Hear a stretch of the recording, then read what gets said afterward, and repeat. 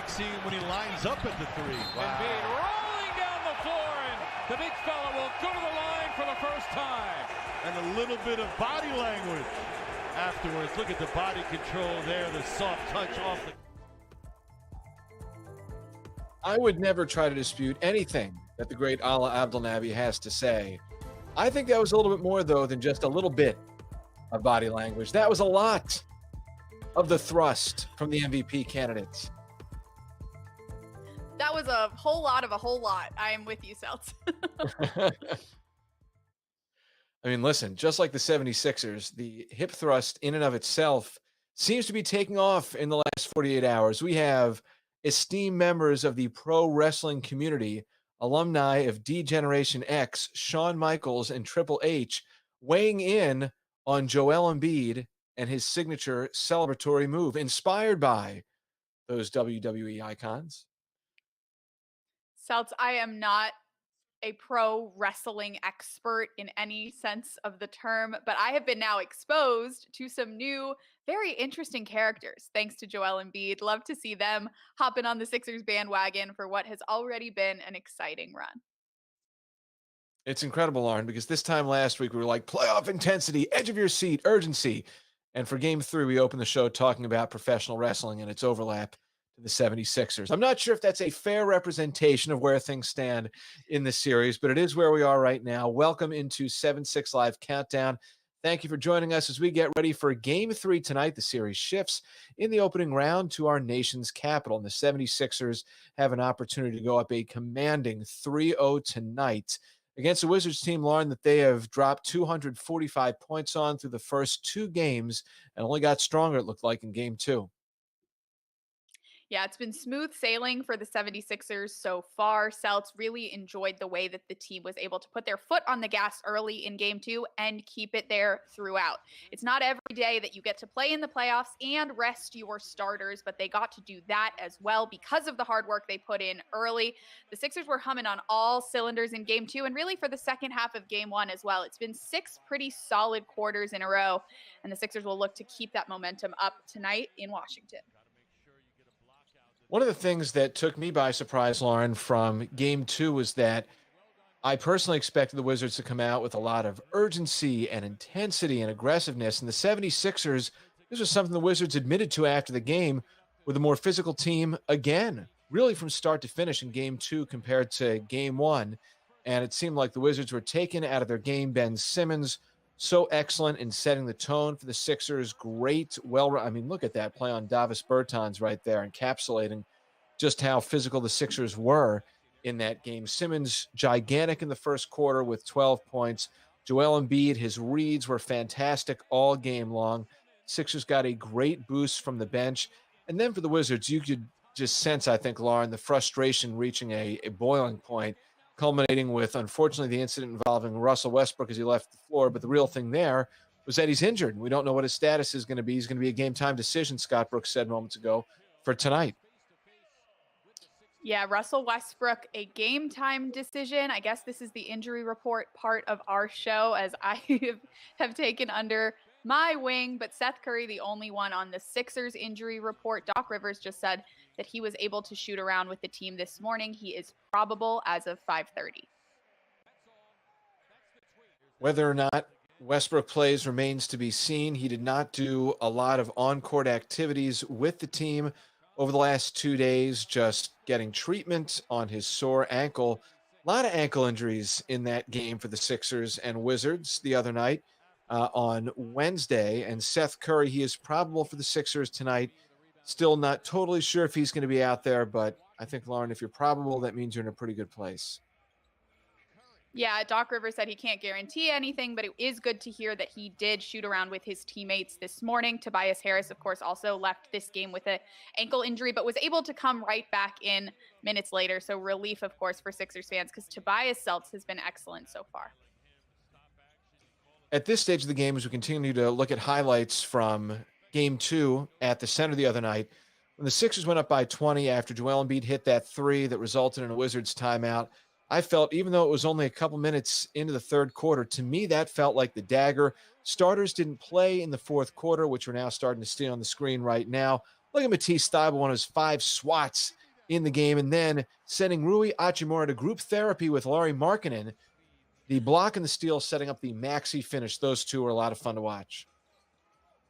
That Seltz was an excellent line. Sent him to group therapy. I'm going to have to borrow that at some point because I think we can expect to see more plays like that from Matisse in this series and hopefully some more series and in his career. B-Ball Paul getting some playoff minutes. You know, when B-Ball Paul comes out there that things are going well for the Sixers this season. Really cool to watch his progression. Tyrese Maxey, someone that you mentioned briefly. Really cool to see so many Sixers play a role in that game to win. And you know, when you go that deep into the bench, it's a pretty good sign for what the game had to hold. 76ers had a film session on Thursday. They got back to work with a practice yesterday before heading down to D.C. Doc Rivers spoke afterwards about the state of his team and being up 2-0.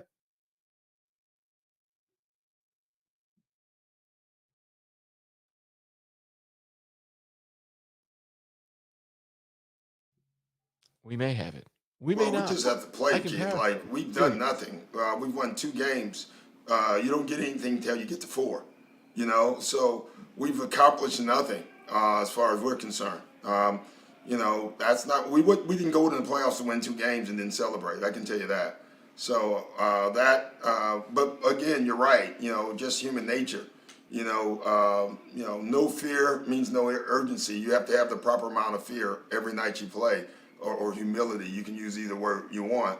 You know, it's somewhat true. You know, on the road, I guess road players don't play. I watched a road player from Denver play pretty well yesterday on the road, so that was fun.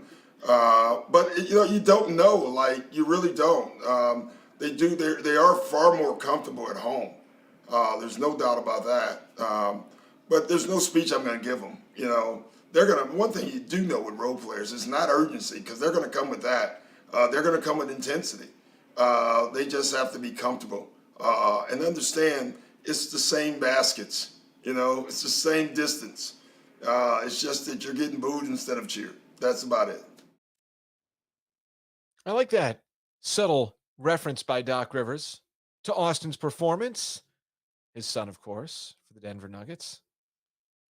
Yeah, and I like what he had to say about the fact that this isn't a team that's accomplished anything. Every accomplishment that this team has had, they have been unwilling to celebrate. Eyes are on the prize, and that prize is still a little over a month away for this team. So really, really good to hear that they're still taking this businessman mentality with them into the rest of this series. More on that in just a bit when we hear from Dwight Howard.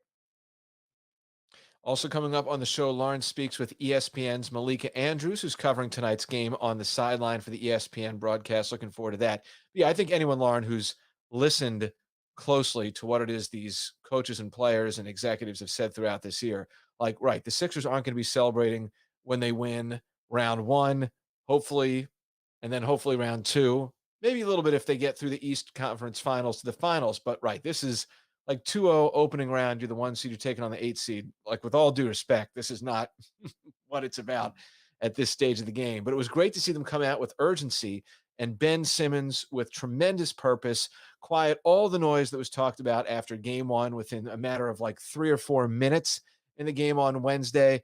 He was terrific, I thought. Really great all around fun game for Ben Simmons.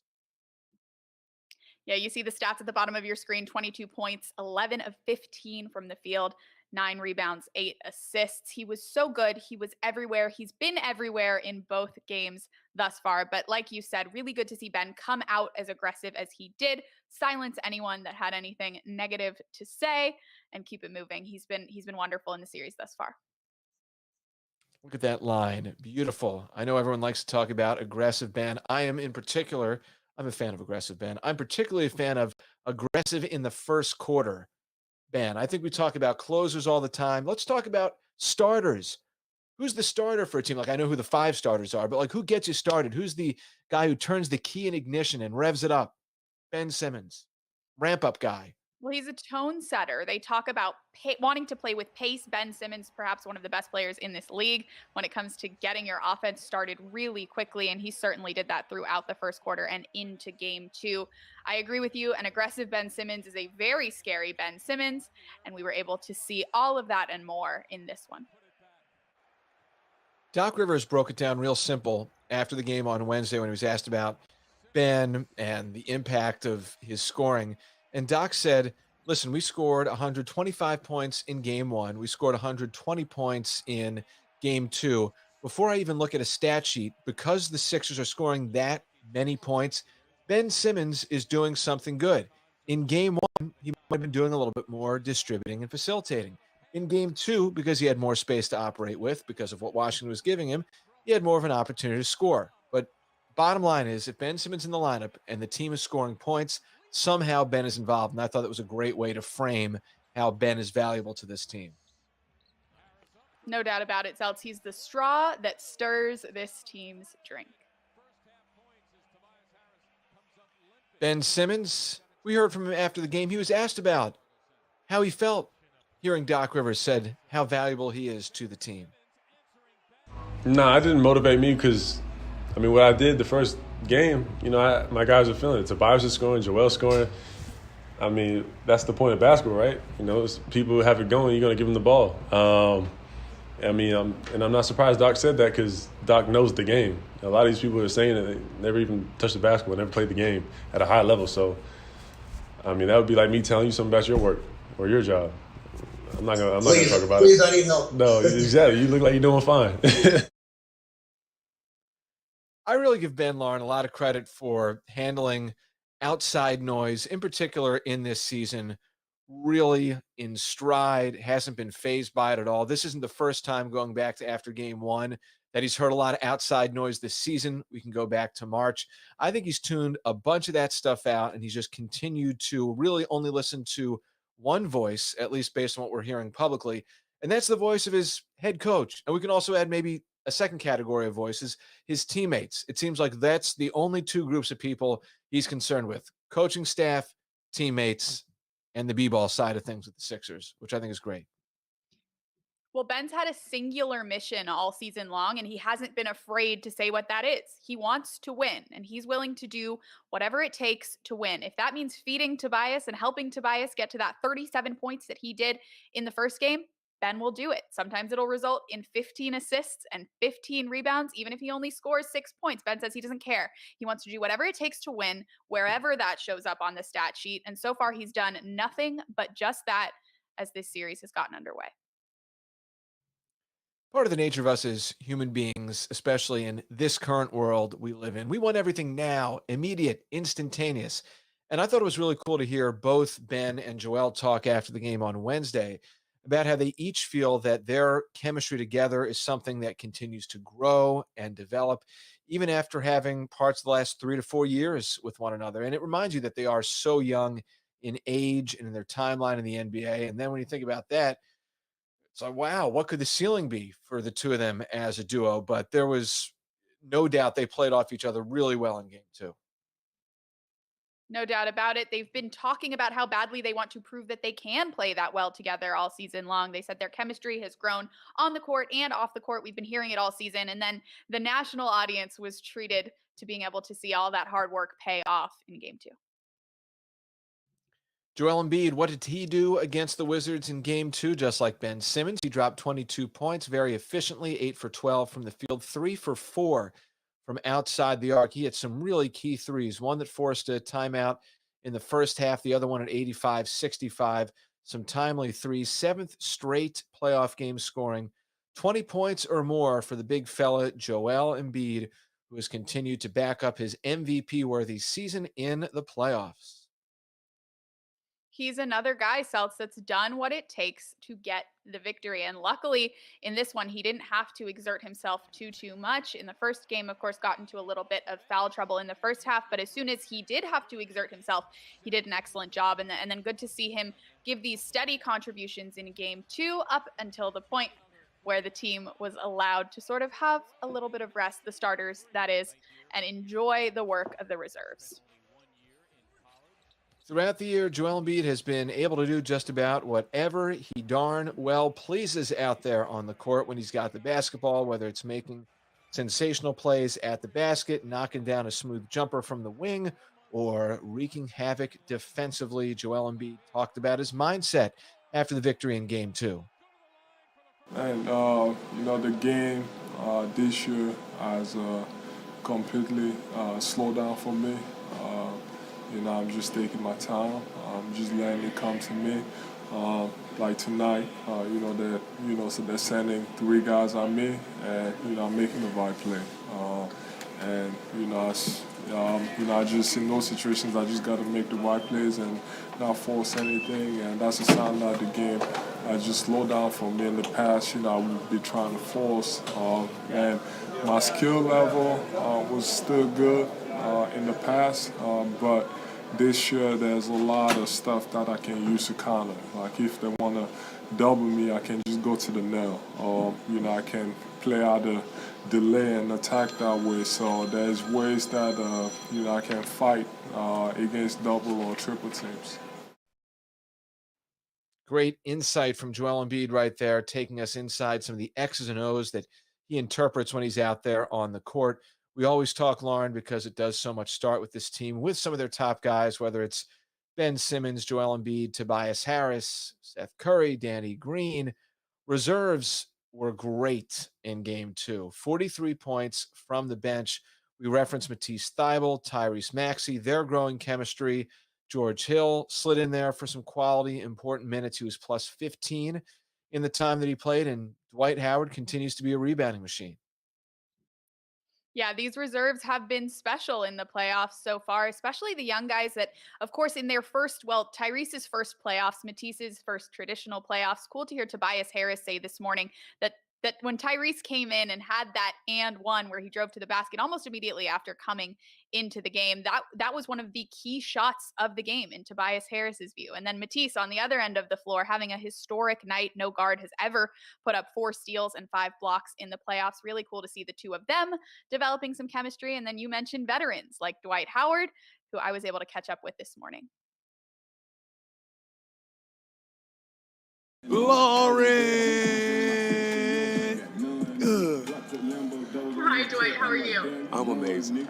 Since you and Danny got here in the fall, you've both been preaching culture and positive energy. And then yesterday, Tobias said that you and Danny have been trying to tell the guys that this is a businessman type trip, Yes, but you want them to live in the moment. Can you elaborate a little bit on that, about what your message is to the young guys?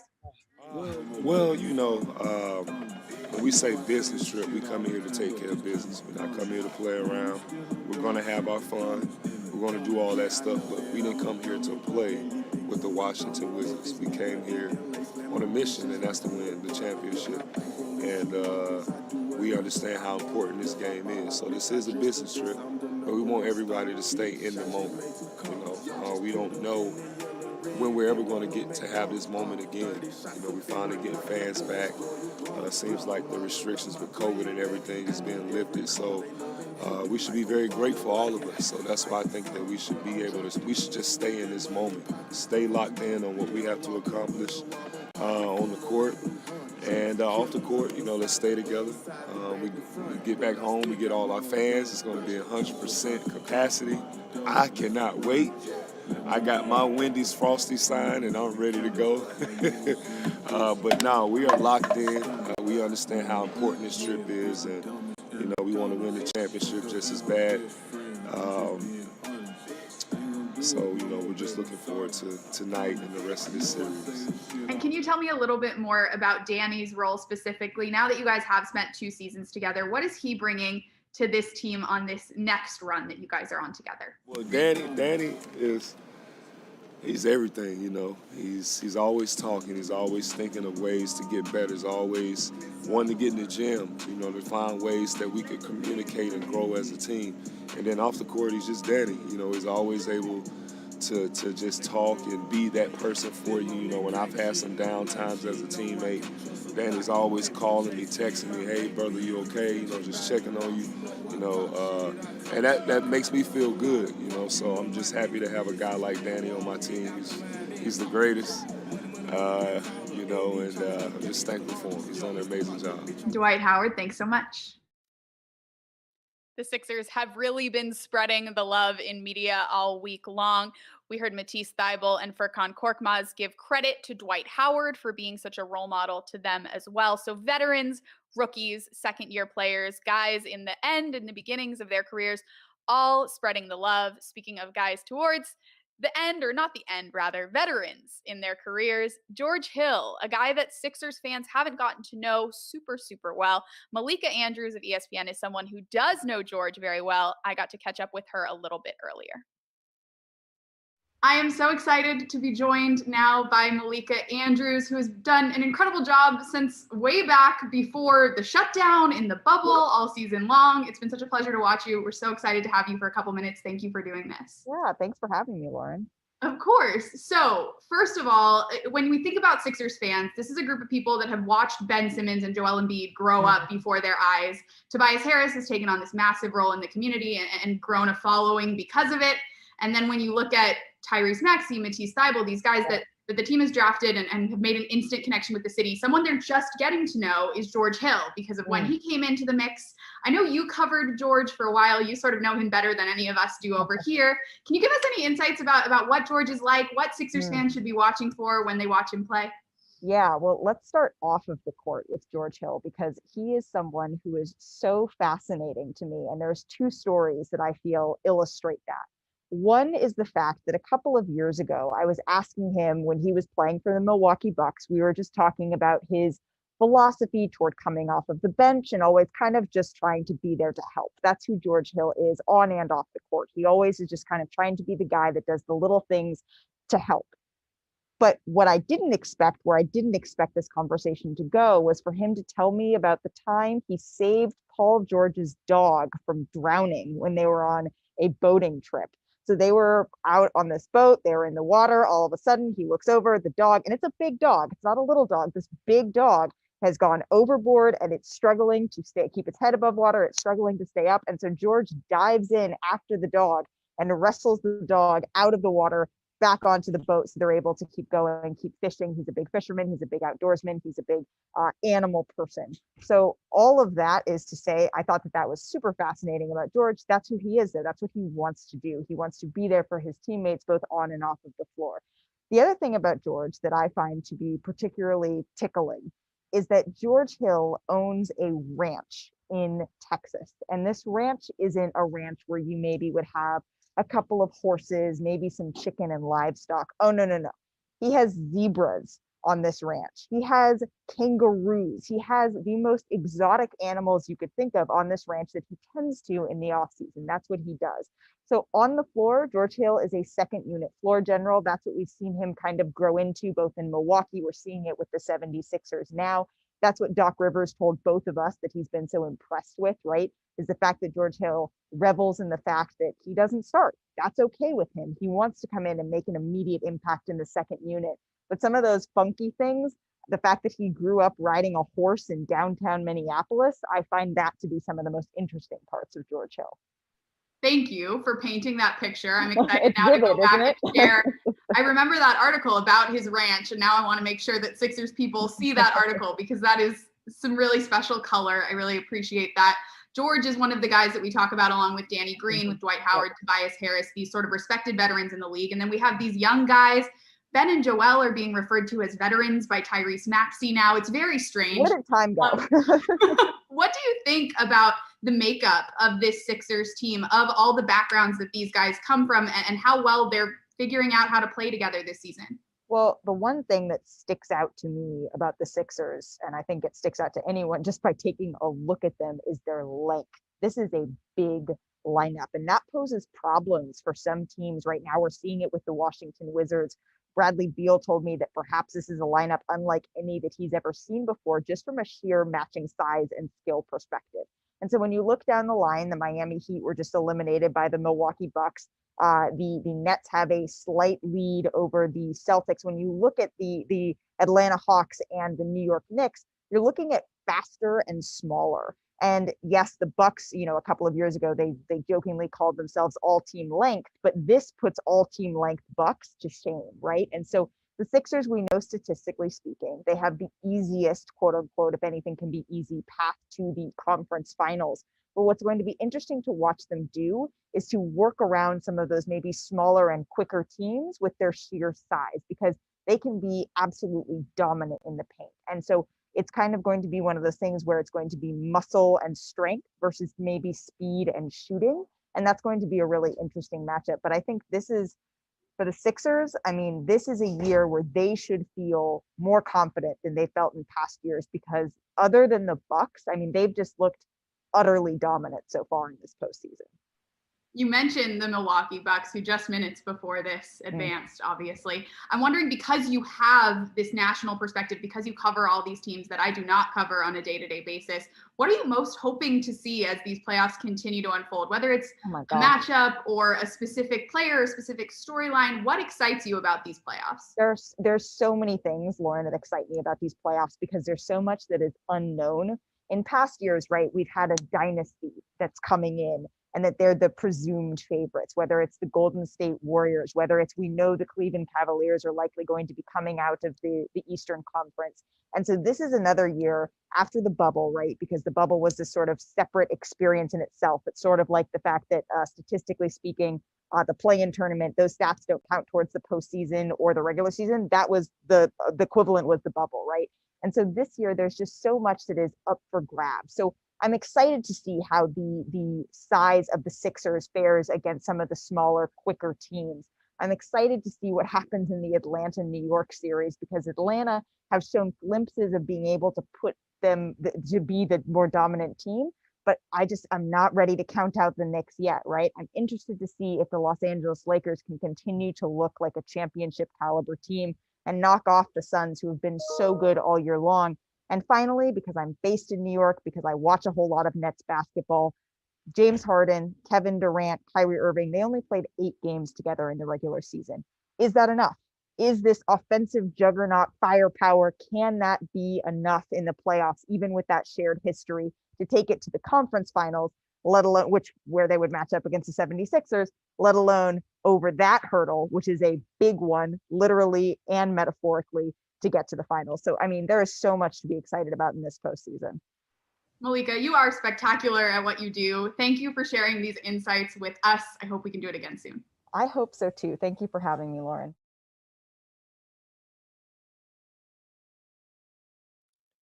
Tremendous, great stuff. Malika, Lauren, awesome insights, great stories about the zebra farm of George Hill. It's pretty amazing. If you were paying attention, I'll be sure to share Malika's article about George Hill's ranch following this show. That'll be some good pregame reading for those of you who haven't gotten to know George Hill quite as well as I do now after hearing from Malika. Yeah, my only regret about the 76ers getting George at the trade deadline is that we didn't have more time to get to know him and hear more about his backstory earlier in the season. So hopefully he's a guy who can stick around. The 76ers in Washington tonight. This opening round series shifts to Capital One Arena. Sixers looking to take a commanding 3-0 lead. We have some developing news as well on the injury front. So it seems, as some of the Sixers get ready to walk into the building. We will get to that in a moment. Yes, Joel Embiid. Most often, oh, wow. Where'd he get that? Listen, we get a lot of great swag. That is impressive. Impressive indeed, Seltz. I want that one. Dwight Howard rocking the trendy mask as well. Love to see the guys bringing the good vibes into a building where they'll be looking to have some success in the next couple of days. A good way to celebrate Memorial Day, if you ask me. Classic look for Ben Simmons heading into the locker room tonight. Danny Green, plaid, ready to go. Getting on the bus, heading to the arena for tonight's game. Yes, the walk-in about half capacity at Capital One Arena is expected tonight, around 10 to 11,000 fans is what it should be in D.C. as the 76ers visit the Washington Wizards. Want to get Lauren to some, I believe we have this late-breaking player availability updates. So why don't you take us, Lauren, because it is one of your sub-beats. Take us through that. Seth Curry, per ESPN's Adrian Wojnarowski, available for tonight's Game 3. He, of course, had that ankle soreness that he was dealing with after Game 2. Did shoot around this morning. Great to hear that he will, in fact, be available for this Game 3. And, of course, Russell Westbrook remains a game-time decision. We'll probably know in the next, I would think, 15 to 20 minutes whether or not he's going to go in tonight's game coming off of that ankle injury. Let us get to tonight's keys to the game. For Game 3, 76ers are going to go up 3-0 in a series for the first time since the 1980s. 1983 was the last time. The last time they held a 2-0 lead in a series was the first round against the New Orleans Hornets back in 2003. So this has not happened often in recent history for the 76ers. Lauren, lead us off with your key to tonight's game. Well, Celts, you alluded to it. There's obviously a massive difference between going up 3-0 and going up 2-1. The opportunity to get that third straight victory will come early for these Sixers. If they enforce their will early, as they did in Game 2, they should be all set for yet another victory in this series. But this is a team that has not played on the road since May 13th. It's been over 2 weeks, so that rhythm, I believe, will be really key for this team. Get in there early, set the tone on defense and offense, and get out of there as early as possible, too. Tone setting went a long way in Game 2. Why mess with a good thing going into Game 3? My key tonight is keep prioritizing the perimeter, especially now that Davis Bertans is going to be in the starting lineup, regardless of whether or not Russell Westbrook plays. He knocked down 4 threes against the 76ers in Game 1. He was 0 for and fouled out in Game 2. So he's someone who does have a little bit of size that could help counter that advantage for the Sixers. Obviously not the most physical player. But here's the thing. Wizards have had to settle for the second highest percentage of mid-range points scored in the postseason so far. They also have the lowest three-point percentage in the postseason so far. If the Sixers keep doing that, force the Wizards into low percentage shots, I think that is a very good formula, but especially be on guard in the perimeter tonight with Bertans in the starting lineup. And those are our keys to tonight's game. As is often the case, Celts, you and Doc Rivers on a similar page. Force the Wizards to take bad shots. They'll make some, they'll miss some, but as long as they're getting the shots the Sixers want them to get, the Sixers are in good shape.